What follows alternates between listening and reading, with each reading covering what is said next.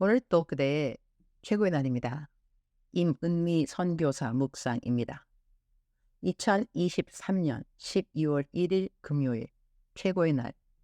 우리가 마땅히 기다려야 할 시간을 기다리지 못하게 되면 생기는 일. 사무엘상 13장.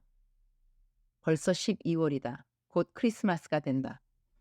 프리즌 리바이벌 사역에서 요즘 담장 안에 있는 식구들이 담장 밖 자신들의 식구들에게 성탄 선물을 보내고 카드를 보낼 수 있는 프로그램을 진행하고 있다. 참으로 감사한 일이 아닐 수 없다. 담장한 식구 한 분이 자신의 딸에게 보내는 글을 이곳에 옮겨본다. 임은미 선교사님께 저는 8살 딸을 둔 아버지입니다. 사업의 실패로 사회와 단절된 이곳 담장 안에서 지내고 있습니다. 저는 아내와 연애 시절 아내가 자기와 결혼하려면 첫째 조건은 교회에 가야 한다고 하였습니다. 저는 어린 시절부터 점집에 다닌 대대로 불교를 믿는 상황이라 아내를 많이 사랑했기에 그냥 형식적으로 알았다고 대답하였고 그냥 아내의 기분을 맞추며 교회에 따라다녔습니다. 저희 어머니도 아내가 너무 괜찮고 마음에 들어서 그냥 너네는 교회를 다니라고 허락을 해주셨습니다. 매주 교회를 가야 한다. 저는 온갖 핑계를 대고 한 주만 안 가겠다 이런 실갱이를 계속하였습니다.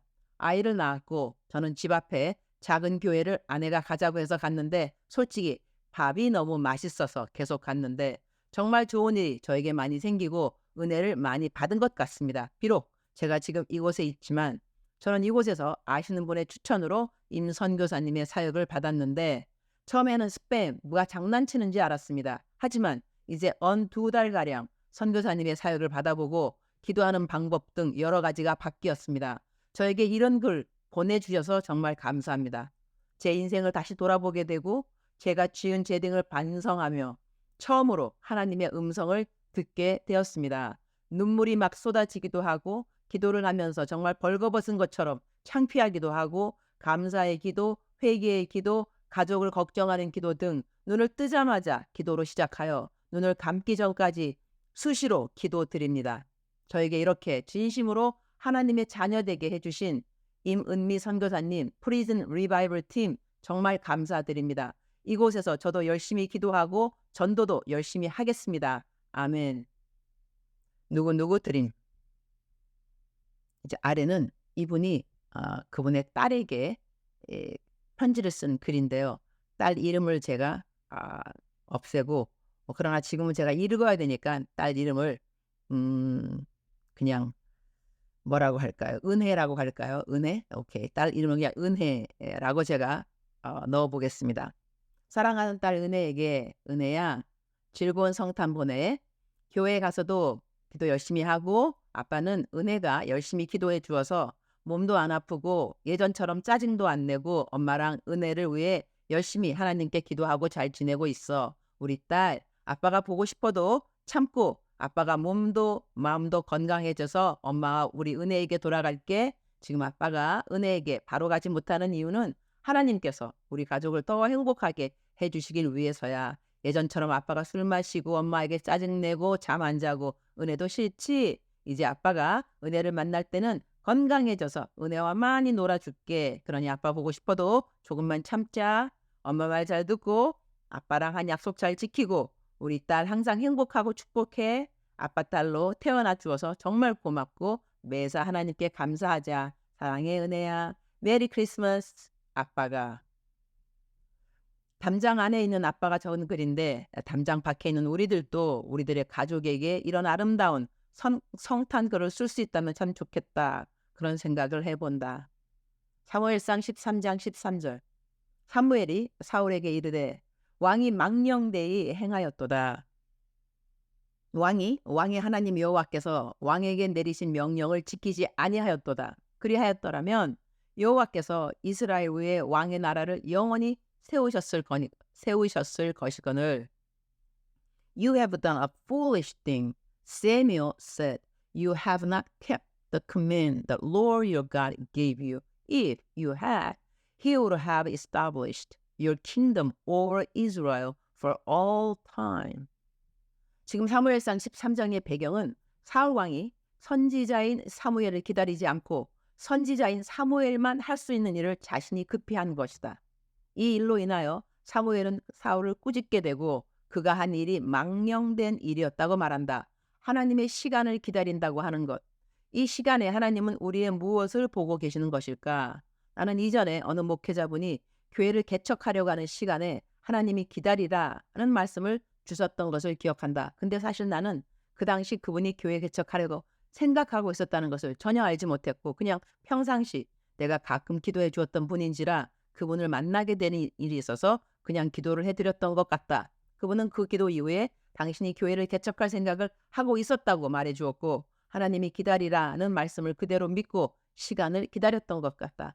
나는 그분의 사정을 사실 잘 모르고 다음에 또 한 번 기도를 해주는 시간이 있었는데 그때 하나님은 그분에게 이제 준비되었으니 하고자 하는 일을 하라는 말씀을 주셨다. 그 이후 그분은 개척을 하였고 그 교회는 청년들이 엄청나게 많이 모이는 교회로 성장을 하게 되었다. 지금은 1,000명이 넘는 청년들이 그 교회를 출석하고 있는 것으로 알고 있다. 그 목회자님은 하나님이 기다리라고 한 시간을 끝까지 기다린 목회자가 아닌가 한다. 기다리라고 한 명령에 순종한다고 해서 우리가 생각하는 순적함이 항상 따르는 것은 아니라고 나는 생각한다. 그러나 우리 그리스도인들에게는 성공이나 실패가 하나님의 주 관심은 아니라는 것을 알아야 할 것 같다. 하나님이 기다리라고 하면 그냥 기다려야 하는 것이다. 기다릴 때는 기도를, 기도할 때는 기대를, 기대할 때는 감사와 기쁨으로. 성경은 우리가 조급하여 하나님의 시간을 기다리지 못하는 것이 망령된 일이라고 한다. 영어로는 foolish이라고 표현되어 있다. 어리석고 바보 같은 일이라는 것이다. 우리는 기다리는 과정 가운데 하나님을 만나고 하나님을 배워간다. 그 배움을 건너뛰고 하나님을 알 수는 없는 것이다. 기다림이란 그리스도인의 성숙의 과정의 필수 과정이라고 생각한다. 나는 오늘 무엇을 기다리는가? 왜 기다려야 하는가? 얼마만큼 더 기다려야 하는가? 기다리는 과정에서 나의 태도는 어떠해야 하는가? 이런 것들을 짚어보면 좋을 것 같아. 오늘 묵상 구절을 기다림을 포기한 사울의 이야기를 선택해 보았다. 주님 오늘 또 최고의 날입니다. 기다림이 없는 성숙이 우리에게 있을 수 있을까요? 무슨 일이든지 막바로 금방 된다고 그것이 주님의 방법이요 인도함일까요? 그렇지 않다고 생각합니다. 기다림의 아름다움을 깨달을 수 있기를 기도드립니다. 기다림과 함께 성숙해가는 이 과정을 감사드립니다. 조급하게 일을 해서 어리석은 결과를 갖는 일이 없도록 주님 안에서 매사에 평강을 허락하여 주옵소서. 한국은 지금 12월 1일 금요일이지만 이곳 애틀랜타는 11월의 마지막 날입니다. 저는 이곳 시간으로 12월 1일 아침 일찍 뉴욕을 갑니다. 공항 가는 시간, 비행기 타는 시간 등등 해서 6시간가량 걸릴 것 같은데 뉴욕 성서교회에서 금요일 밤부터 시작하는 집회의 모든 설교를 주님 손에 올려드립니다. 주님이 원하시는 변화가 그 교회의 모든 성도님들에게 이루어지길 기도드립니다. 주님 사랑합니다. 주님 감사합니다. 오늘 또 이 주님 저를 보시면서 하루 종일 기쁘시면 참 좋겠습니다. 사랑하는 그대여, 사랑하는 그대여 출석 부르고 있습니다. 대답하셔야죠. 하나님은 그대를 사랑하십니다. 하나님은 그대를 사랑하십니다. 그대로 믿으셔야 합니다. 제가 누누이 말씀드립니다.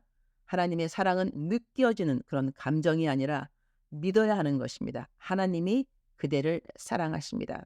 사랑하는 자에게 그대는 무엇을 어떻게 해주고 싶으신가요? 하나님이 그대를 사랑하시는 분이라고 그대가 믿는다면 하나님께서 그대를 향한 모든 계획이 완전하다는 것, 선하시다는 것을 끝까지 믿으셔야 합니다. 중간쯤 되어서 포기하는 믿음들이 아니라 끝까지 믿어야 하는 것입니다. 하나님은 그대를 사랑하십니다.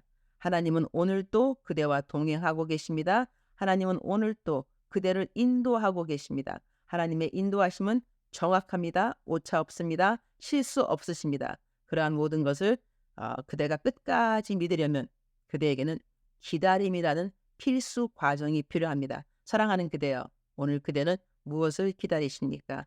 기다리는 가운데 절대로 불평해서는 안 됩니다. 불만 가져서는 안 됩니다. 볼멘 소리 하셔도 안 됩니다. 기다림을 아름답게 끝까지 이루시려면 기다리는 가운데 기도하실 수 있어야 하고 기도하면서 기뻐할 수 있어야 되고 기뻐하는 가운데 당연히 기대감, 감사함은 필수라고 하겠습니다. 사랑하는 그대여, 하나님을 기다리시는 그대 정말로 복이 있는 자입니다. 기다릴 사람이 있다는 것도 복이 있는데 기다릴 하나님이 있다는 것은 더 큰 복이 아닐까요? 사랑하는 그대여, 사랑합니다. 사랑하는 그대여, 축복합니다. 오늘 또 그대의 최고의 날입니다.